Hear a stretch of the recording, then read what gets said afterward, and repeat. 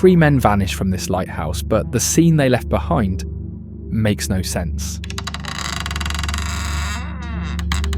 The door was unlocked. Inside, the clock had stopped at 8:45. A meal was laid out, uneaten. A single chair was knocked over. Their waterproof coats were gone, but one man's boots were still sitting neatly by his bed. Outside, iron railings were twisted like straws by a force that shouldn't exist. And the last entry in the logbook described a storm so violent it broke the keeper's spirit. There was just one problem. That storm was never there. This is Island Moor, the Flannan Isles. And for over a century, the disappearance of its 3 keepers has been a locked room mystery, set on a rock in the middle of the fiercest ocean on Earth. A mystery where every clue contradicts the next. This is the story of the silent lighthouse. There is a loneliness particular to islands, a solitude carved by wind and waves, but some islands are lonelier than others. 20 miles west of Scotland's Outer Hebrides, a cluster of rocks called the Flannan Isles juts from the North Atlantic. The largest of these is Island Moor, Gaelic for Big Island. It is less than 40 acres of sheer cliff and tough grass, perpetually scoured by salt spray. For centuries it was a place of pilgrims and hermits, named for a 7th century saint. But by 1899, its purpose was modern, mechanical, to be a sentinel. That year, a 75-foot lighthouse was completed. Its powerful beam was to cut through the notorious mists and gales of the Hebridean Sea, warning ships away from the rocks. It was a masterpiece of Victorian engineering, designed to withstand the worst the ocean could throw at it. And it required keepers. 3 men at a time, working in shifts, would maintain the light. Their world was the tower, their cottage, and the relentless horizon. They were volunteers for isolation, professionals of solitude. Their names were James Ducat, Thomas Marshall, and Donald McArthur. Ducat, the principal keeper, a veteran of the Northern Lighthouse Board, a family man, steady and reliable. Marshall, the second assistant, also experienced. He kept the logbook in a precise, neat hand. And McArthur, the occasional keeper, a local from the Hebrides, filling in for a man on leave. He was known as a tough, capable seaman. These were not fanciful men, they were practical. Their lives were governed by routine, trimming the wick of the paraffin lamp, winding the clockwork mechanism that turned the lens, checking the barometer, logging the weather. Every action was a ritual, against the chaos of the sea. Their tour was to last until just after Christmas, 1900. A relief ship, the Hesperus, was scheduled to arrive on December 20th, with their replacements and fresh supplies. But December in the North Atlantic is unforgiving. A fierce storm descended, delaying the Hesperus for days. It wasn't until the afternoon of December 26th, Boxing Day, that Captain Jim Harvey could finally steer his vessel near Island Moor. The sea was still rough, the wind fierce. As they approached, the crew looked up at the lighthouse. Something was wrong. The lamp was not lit. This was the ultimate failure, the unthinkable breach of duty. A dark lighthouse was a death sentence for ships. Captain Harvey ordered the ship's horn sounded, a signal to the keepers that they had arrived. No flag was raised in response. No figures appeared on the landing. A deep unease settled over the crew. Protocol dictated that keepers should always be watching for the relief ship. Harvey waited. He sounded the horn again. Only the wind answered. He made a decision. He would attempt a landing. It was dangerous. The small boat they lowered was tossed like a cork. But Seaman Joseph Moore, a veteran of these transfers, volunteered to go ashore alone. Moore fought his way to the small concrete dock. He climbed the steep 160-foot path, known as the stairs to the lighthouse compound. The gate at the top was closed. Unusual. He opened it. The door to the lighthouse itself was also shut. He turned the handle. It was unlocked. Joseph Moore stepped into a silence so complete it was louder than the storm. The place was freezing. The fire in the kitchen stove had gone out. On the table a meal had been laid out. A half-eaten plate of stew, a slice of bread. 2 chairs were tucked in neatly. A third chair lay toppled on its side. Moore called out. His voice echoed in the stairwell. No answer. He moved through the rooms. In the bunk room the beds were unmade, as if the men had risen quickly. The clocks in the lighthouse and the kitchen had stopped. He checked the lamp room at the top of the tower. The light was clean, trimmed and ready. There was paraffin enough for days, but the wick was unlit. The mechanism to rotate the lens had run down. He descended to the entrance. Here he made a critical observation. The keepers' oilskin coats, their heavy waterproof outdoor gear, were missing. Only one pair of boots remained, James Ducat's. They had gone outside, in the storm, without their coats. All of them? Moore's dread deepened. He rushed back to the landing, signalled the ship, and the captain sent more men ashore. A thorough search began. They found more oddities.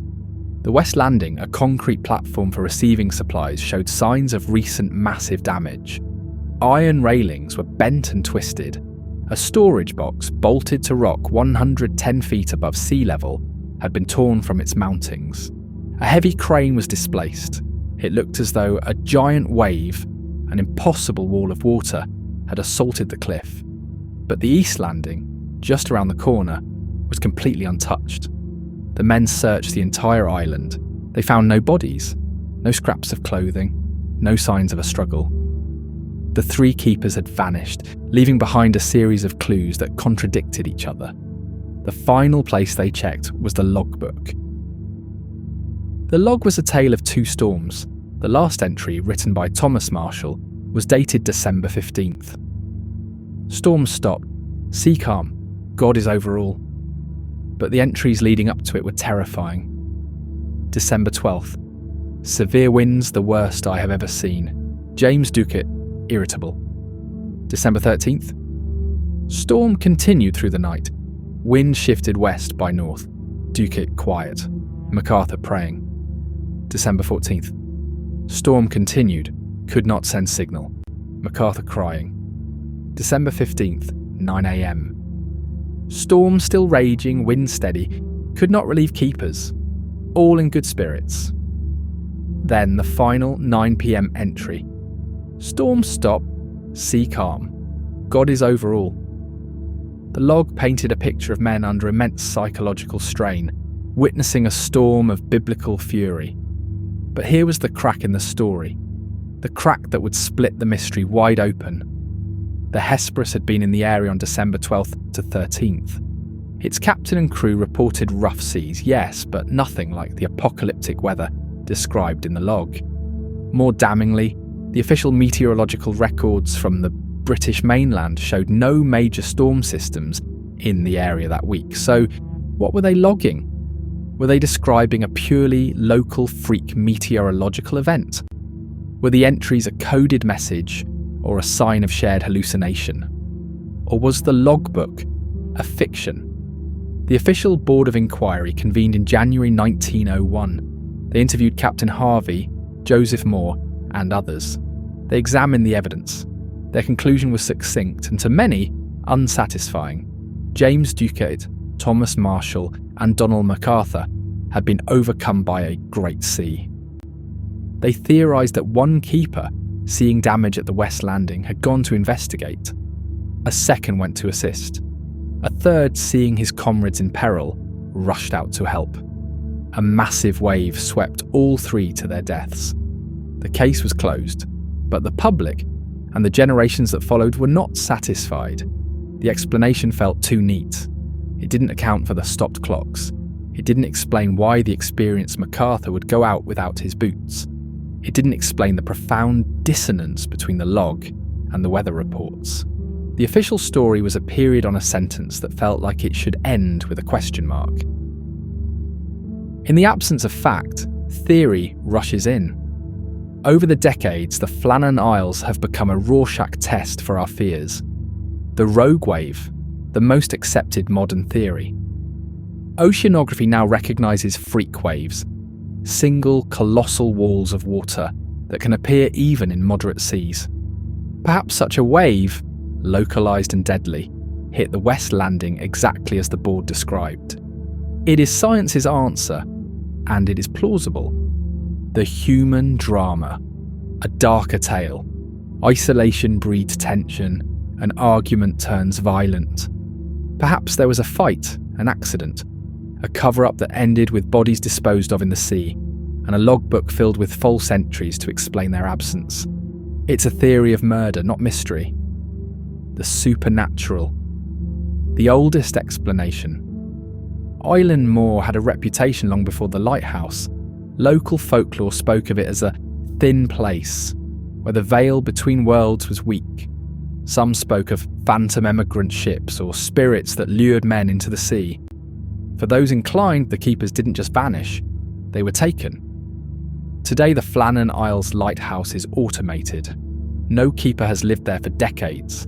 Its light flashes electronically, maintained by occasional technician visits. The tragedy did change things.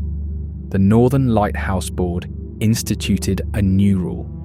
Henceforth, all keepers must go about their duties in pairs. A simple human solution to the terror of being alone. But the mystery endures because it is, at its core, a story about the fragility of order. 3 men, representatives of reason and industry, were placed in the heart of nature's chaos. They had routines, logs, protocols, all the trappings of control. And then they were simply erased. The control was an illusion. They left behind a staged scene, a toppled chair, a stopped clock, a cold meal, a set of clues that promises a solution but withholds the final piece. It is the perfect, unsatisfying ending. The lighthouse still stands. Its beam still cuts the night, a routine pulse of light in the darkness. It is no longer a warning. For us, it has become a memorial, a silent question, asked over and over into the wind and the waves, forever awaiting a reply that will never come.